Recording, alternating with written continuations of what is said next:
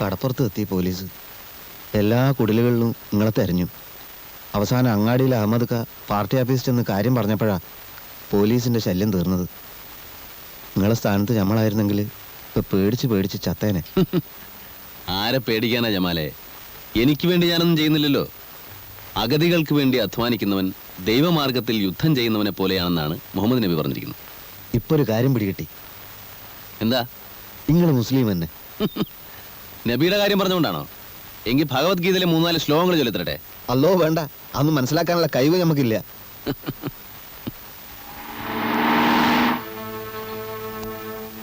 Police police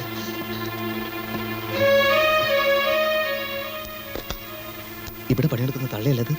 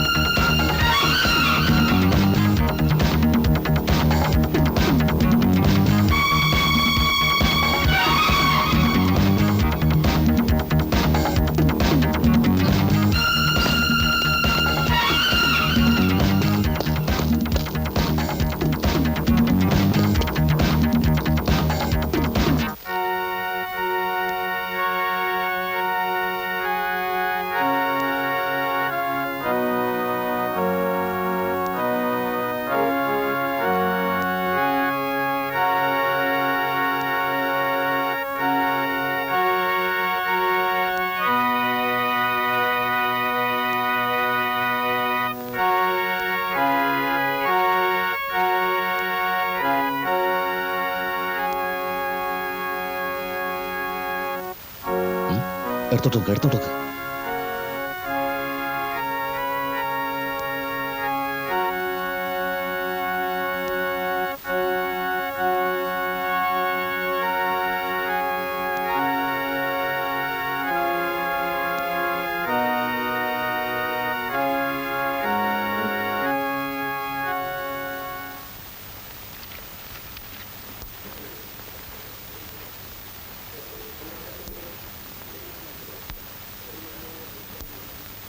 ഇവിടെ എങ്ങനെ എത്തി?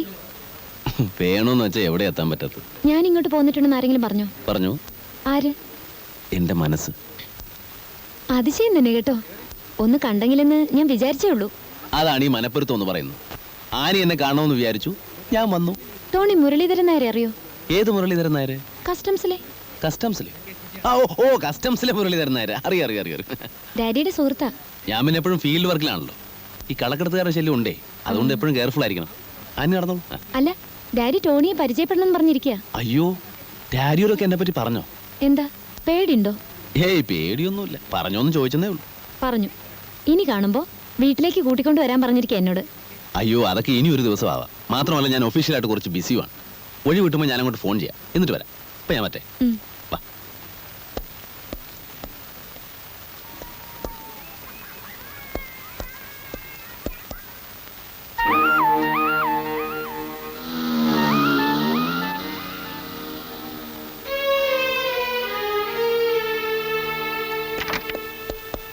അല്ലെങ്കിൽ എന്തിനാ പിന്നീടാക്കുന്നത്? ഇപ്പൊ തന്നെ ഡാഡിയെ കണ്ടുകളെ. കയറിയാ മലെ.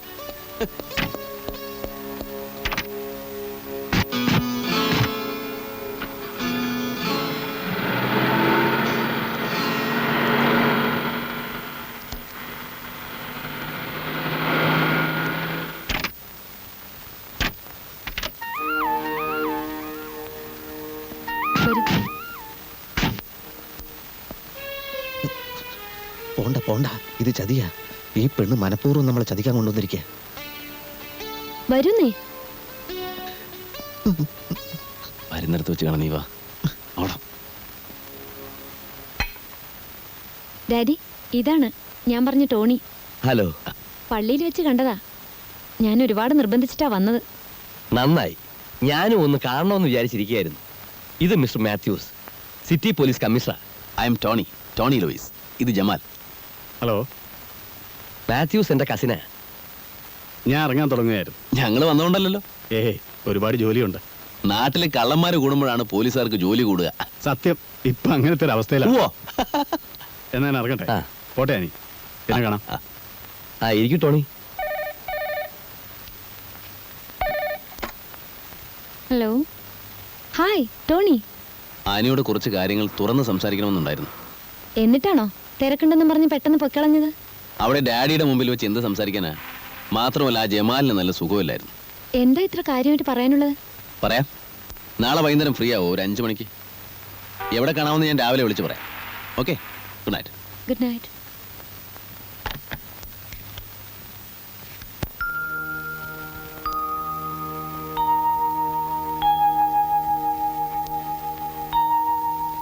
എന്താ പറയാൻ ഇത്ര വിഷമം? ഇന്നലെ ടോണി പോയി കഴിഞ്ഞപ്പോൾ ഞങ്ങൾ ഒരുപാട് നേരം സംസാരിച്ചു. ഡാഡിക്ക് ടോണി ശരിക്കും ഇഷ്ടപ്പെട്ടു. അതുകൊണ്ട് കൂടിയാണ് ഇനിയും തുറന്നു പറഞ്ഞില്ലെങ്കിൽ തെറ്റാവുമെന്ന് എനിക്ക് തോന്നിയത്. ഒരു പെൺകുട്ടി എന്നെ സ്നേഹിച്ചുകൂടാ. സ്നേഹിക്കപ്പെടാനുള്ള അർഹത എനിക്കില്ല. ടോണി എന്തായി പറയുന്നത്? ടോണി എന്ന പേരെ എനിക്കറിയൂ. എനിക്കിനി ഒരുപാട് പേരുകളുണ്ട്. വാസുദേവൻ, പപ്പൻ, ശങ്കർ, രാമകൃഷ്ണൻ. അങ്ങനെ ഓരോ സന്ദർഭത്തിലും രക്ഷപ്പെടാൻ വേണ്ടി ഞാൻ സ്വയം കൽപ്പിക്കുന്ന പേരുകൾ. അതിലൊന്നാണ് ടോണി.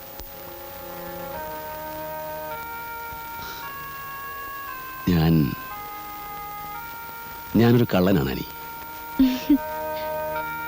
സത്യം, ശരിക്കും ഒരു കള്ളൻ. ഈ വഴിയിൽ എത്തിപ്പെടുന്നവർക്ക് പറയാനുള്ള ഒരുപാട് ന്യായീകരണങ്ങൾ എനിക്കുമുണ്ട്. അനാഥത്വം, വഞ്ചന, ക്രൂരമായ ഒട്ടേറെ അനുഭവങ്ങൾ. പക്ഷെ അതൊന്നും ഇപ്പൊ പറയുന്നതിൽ അർത്ഥമില്ലല്ലോ. അന്ന് രാത്രി പോലീസിന്റെ പിടിയിൽ നിന്ന് ഓടി രക്ഷപ്പെടുമ്പോഴാണ് ആനിയുടെ ബെഡ്റൂമിൽ ഞാൻ എത്തിപ്പെട്ടത്. തൽക്കാലത്ത് രക്ഷയ്ക്ക് വേണ്ടി പറയാവുന്ന കള്ളങ്ങളൊക്കെ ഞാൻ പറഞ്ഞു. പാവ ആനി അതൊക്കെ വിശ്വസിച്ചു. ഇനി ഇത് വളരാൻ അനുവദിച്ചുകൂടാ. കണ്ടുമുട്ടുമ്പോഴൊക്കെ ആനിയോട് സ്നേഹം കാണിക്കുന്ന എന്തിനാണെന്ന് ഞാൻ ആലോചിച്ചിട്ടുണ്ട്. ഒരുപക്ഷെ ഒരു പെൺകുട്ടിയുടെ സ്നേഹം അറിയാതെ എൻ്റെ മനസ്സ് ആഗ്രഹിച്ചിരിക്കും. ആനി നല്ല കുട്ടിയാണ്. സ്വഭാവ ഗുണവും സൗന്ദര്യമുള്ള ഒരു ചെറുപ്പക്കാരനെ ഭർത്താവായി കിട്ടാൻ ഞാൻ പ്രാർത്ഥിക്കാം. ഞാനുമായിട്ടുള്ള പരിചയം വെറും ഒരു കടങ്കഥയായിട്ട് കരുതിയാൽ മതി. കല്യാണം കഴിഞ്ഞ് കുഞ്ഞുങ്ങളൊക്കെ ആവുമ്പോൾ അവർക്കൊരു കഥ പറഞ്ഞു കൊടുക്കാം. അമ്മ ഒരു കള്ളനെ പരിചയപ്പെട്ട കഥ. മുമ്പ് പറഞ്ഞ കള്ളങ്ങൾക്കും ഇപ്പൊ പറയുന്ന ഈ സത്യത്തിനും ആനി എനിക്ക് മാപ്പ് തരണം. ഇനി ഒരിക്കലും കണ്ടുമുട്ടാതിരിക്കാൻ നമുക്ക് ശ്രമിക്കാം.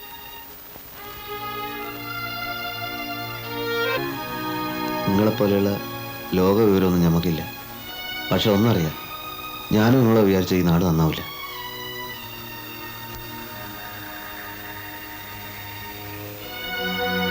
ആർക്ക് വേണ്ടിയിട്ടാണ് നിങ്ങൾ ബേജാറാവുന്നത്? പണക്കാരെടുത്തുനിന്ന് സർക്കാർ നികുതി എന്നൊക്കെ പറഞ്ഞിട്ട് പണം പിരിക്കും. പക്ഷെ പട്ടിണി കിടക്കുന്നവർക്ക് ഒരു നേരത്തെ ചോറ് കൊടുക്കാൻ ഇവിടെ ആരുമില്ല. നിങ്ങളോട് നമ്മൾ മുമ്പ് പറഞ്ഞിട്ടുള്ളത് പോലെ ഇവിടുന്ന് സ്ഥലം വിട്ടോളി. ഈ ദുനിയാവിൻ്റെ ഏതെങ്കിലും ഒരു മൂലയ്ക്ക് നിങ്ങൾ ജീവനോടെ ഇരിക്കുന്നുണ്ടെന്ന് അറിഞ്ഞാൽ മതി നമുക്ക്. അതുകൊണ്ടാണ് പറയുന്നത്. നമ്മുടെയൊക്കെ തലയിൽ ചിലതൊക്കെ പടച്ചോ മരച്ചു വെച്ചിട്ടുണ്ട് ജമാലെ. അതുപോലെ നടക്കും.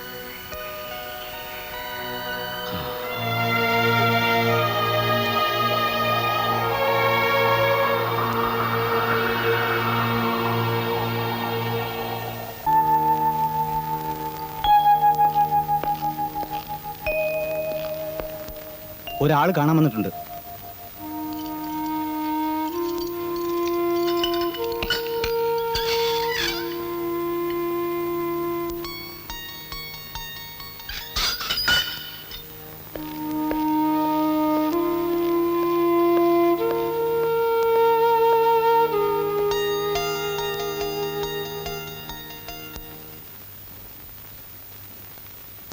മനസ്സിലായില്ലല്ലേ? രൂപം കൊണ്ടെന്നെ തിരിച്ചറിഞ്ഞില്ലെങ്കിലും ശബ്ദം കൊണ്ടറിയാൻ നിങ്ങൾക്ക് സാധിക്കും. ഫോണിൽ പലപ്പോഴും നമ്മൾ തമ്മിൽ സംസാരിച്ചിട്ടുണ്ട്. യെസ്, ഞാൻ തന്നെ. ഇങ്ങനെയൊരു കണ്ടുമുട്ടൽ ഞാൻ തീരെ പ്രതീക്ഷിച്ചതല്ല. കള്ളം പുറത്ത്, പോലീസ് അകത്ത്. വിധി എന്നല്ലാണ്ട് എന്താ പറയാ. ഈ അവസ്ഥയിൽ നിങ്ങൾക്ക് എന്നെ ഒന്നും ചെയ്യാനാവില്ലെന്ന് എനിക്കറിയാം. കളവിനേക്കാൾ വലിയ കുറ്റമാണ് കൊലപാതകം. മറ്റുള്ളവരെ വിശ്വസിപ്പിക്കാൻ നിങ്ങളെക്കാൾ എളുപ്പം എനിക്കാണ്. നിങ്ങളൊരു പാവമാണ് മിസ്റ്റർ ശേഖർ. ഉദ്യോഗത്തിനോട് നീതി പുലർത്താൻ മാത്രമേ നിങ്ങൾ പഠിച്ചിട്ടുള്ളൂ. എന്തിന്, ആർക്ക് വേണ്ടി എന്നൊന്നും നിങ്ങൾ ആലോചിച്ചിട്ടേ ഇല്ല. ഉണ്ടോ?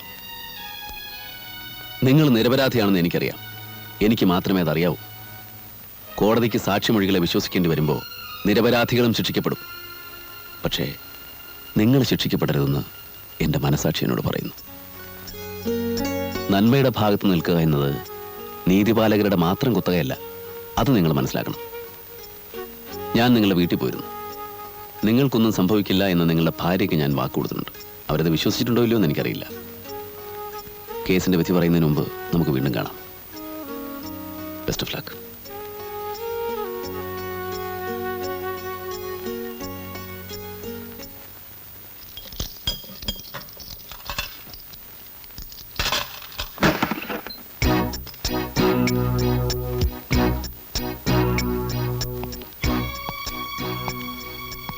നിങ്ങൾ വീണ്ടും ഒന്ന് കാണേണ്ടി വന്നു. ഇത്തവണ വന്നത് ഒരു ചെറിയ അഭ്യർത്ഥനയുമായിട്ടാണ്. നിങ്ങൾ രണ്ടുപേരും കോടതി വരെ ഒന്ന് വരേണ്ടി വരും. കോടതി വരെ എന്തിന്? അമ്പലക്കാടൻ കൃഷ്ണനെ കൊന്നത് എന്തിനാണെന്നും എങ്ങനെയാണെന്നും പറയാൻ. അമ്പലക്കാടൻ കൃഷ്ണനെ കൊന്നത് ഞങ്ങളാണെന്നോ? താൻ എന്തൊക്കെയായി പറയുന്നത്? നിങ്ങൾ അയാളെ കൊല്ലുന്നത് ഞാൻ കണ്ടതുകൊണ്ടല്ലേ ഇത്ര ഉറപ്പായിട്ട് പറയുന്നത്. അതുകൊണ്ട് കൂടുതൽ ബുദ്ധിമുട്ടിപ്പിക്കാതെ വന്നാൽ. മരിച്ച കൃഷ്ണനോട് എനിക്ക് സഹതാപമോ കടപ്പാടോ ഒന്നുമില്ല. ആരോ കൊന്നു, അയാൾ ചത്തു.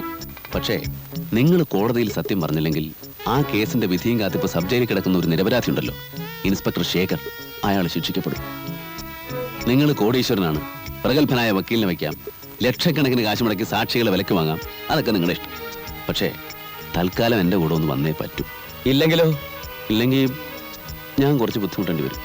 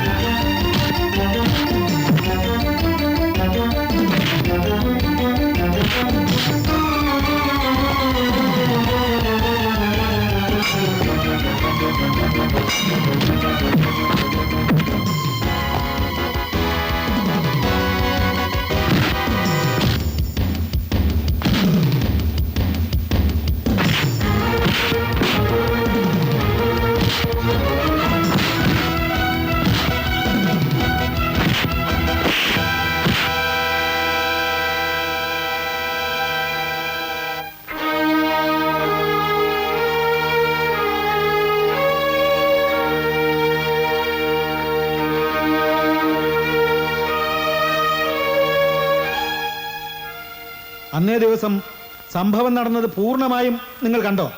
കണ്ടു. എന്താണ് കണ്ടത്? ഒന്ന് വിശദീകരിക്കാം. ഞാനവിടെ ചെല്ലുമ്പോൾ അമ്പലക്കാടന്റെ പത്രത്തിൽ വന്ന ഒരു വാർത്തയെ ചൊല്ലിയുള്ള തർക്കം ഇതാണ് സർ സംഭവിച്ചത്. ആ സമയത്ത് നിങ്ങൾ എന്തിനാ അവിടെ പോയി? കക്കാൻ, അല്ല എന്തിനാ?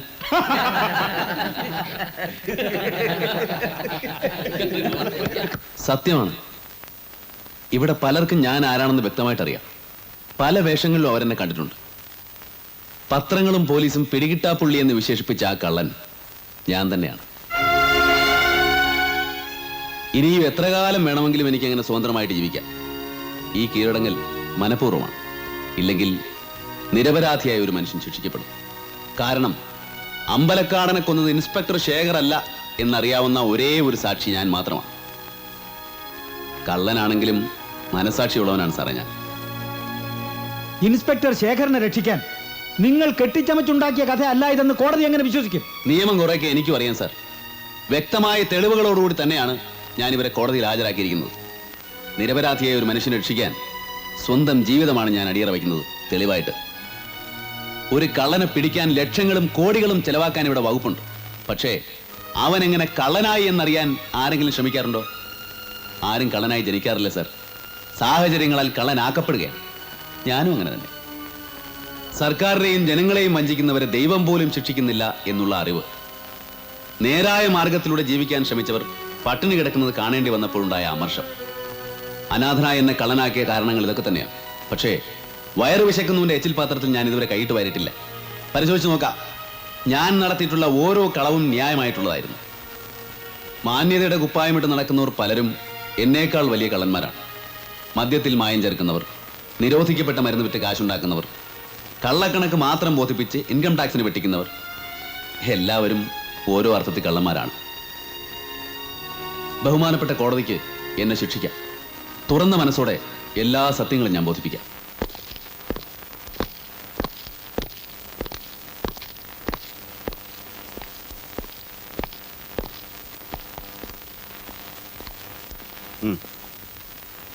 സാർ, എനിക്കൊരു അപേക്ഷയുണ്ട്. എൻ്റെ കയ്യിൽ ശേഖരൻ സാർ വിലങ്ങ് വെച്ചാൽ മതി.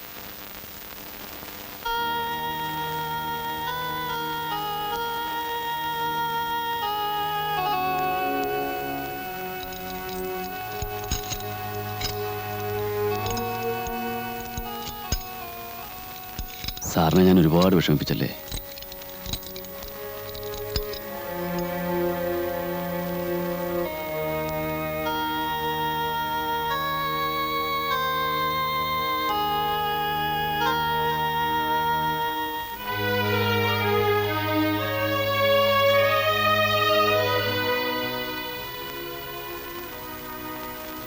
ഇപ്പൊ മനസ്സിലായില്ലേ ഞാനെന്ന് പറഞ്ഞതൊക്കെ സത്യമായിരുന്നു? യോഗ്യനായ ഒരാളെ കല്യാണം കഴിച്ച് ഭാര്യയായി അമ്മയായി ആനി സുഖമായിട്ട് ജീവിക്കുന്നു. ഞാനെന്ന് പറഞ്ഞതുപോലെ കുട്ടികൾക്കൊരു കള്ളൻ്റെ കഥ പറഞ്ഞു കൊടുക്കാൻ മറക്കരുത്. വരട്ടെ.